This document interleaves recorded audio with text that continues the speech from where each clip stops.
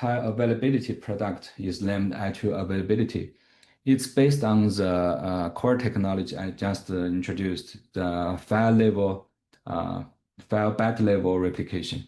It can be used in application high availability disaster recovery scenario.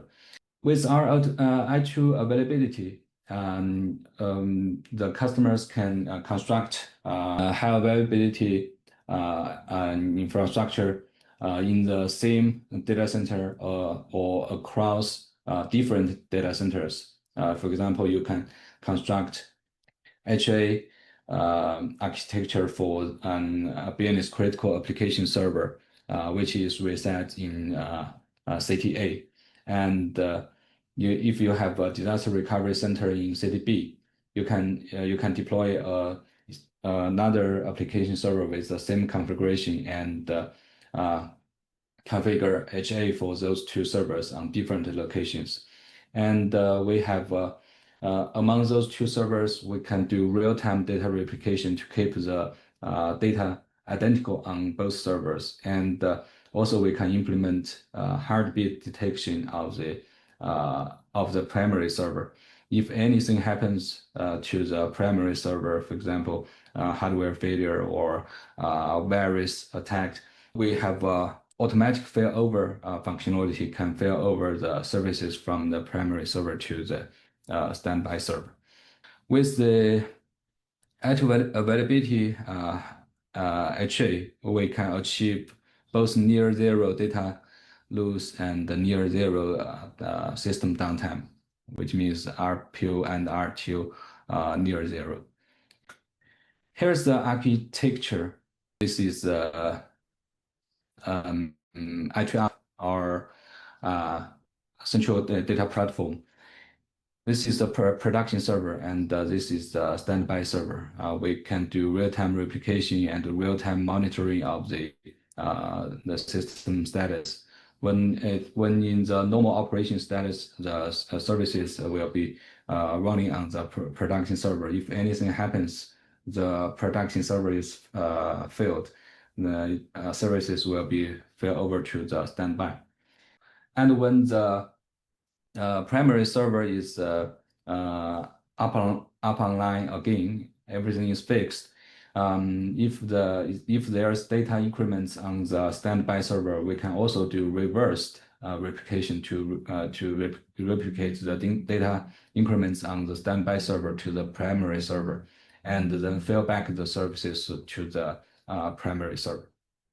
And for the failure detection, we have heartbeat detection. You can configure the detection interval, for example, every 1 or 2 seconds, and you can configure the failure detection count.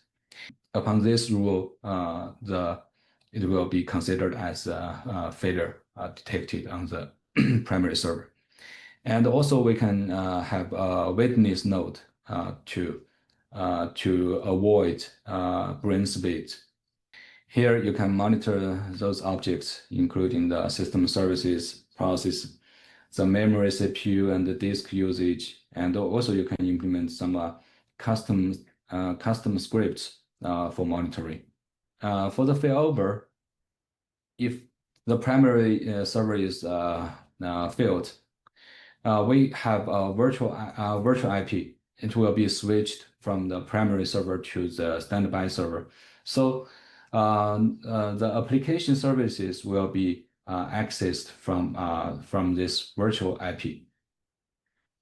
So when it's in normal state, the virtual IP is on the primary server, so everything can be accessed from the virtual IP on the primary server. When failover is performed, the virtual IP will be switched to the standby server. Everything will be accessed on the standby server with the virtual IP. So virtual IP switching and the primary and the standby role switch, the role will be also switched. And you can also, after the failover, you can, when configuring the failover, the HA rule, you can include some custom scripts for the application processing. And when the troubleshooting is over on the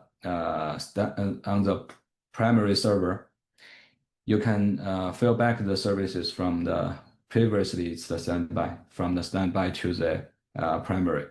You can first perform reversed replication of the data increments, which is had been generated on the standby server, but now it's primary because the role had been switched.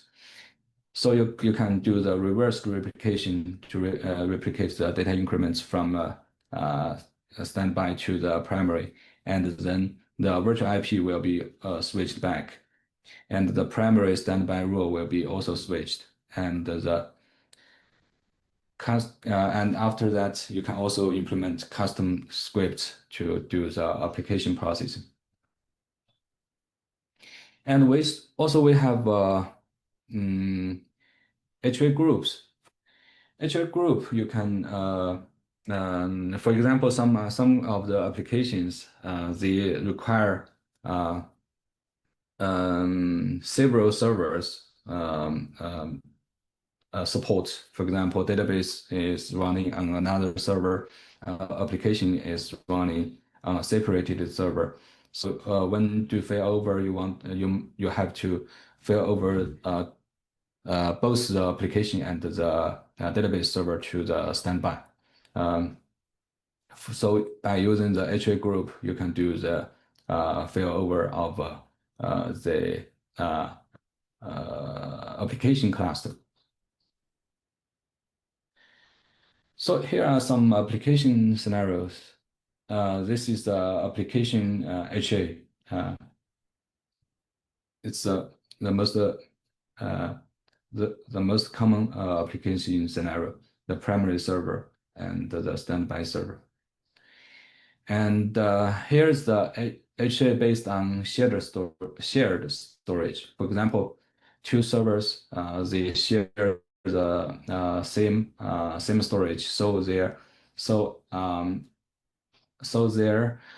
data at the initial stage, their data is identical. We do not have to do the data replication, but we can configure failover rules by implementing the heartbeat detection process or resources detection to do the failover, and also can switch the virtual IP.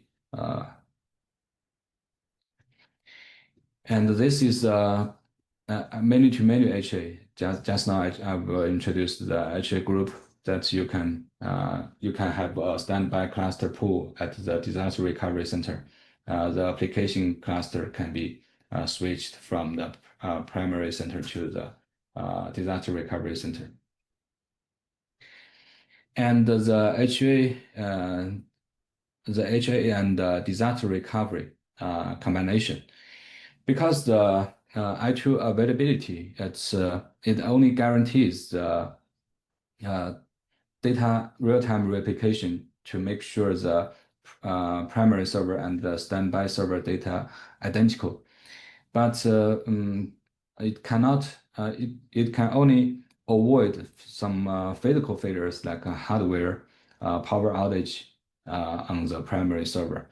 But if there's logical errors like the human errors, various attack, that will be applied to the standby server at the same time.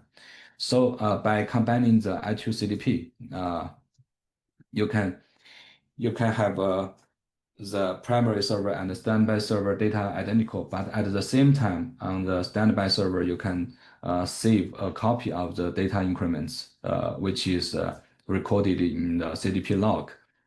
If there's any human errors or virus attack, you can just use the CDP log to recover the server data states.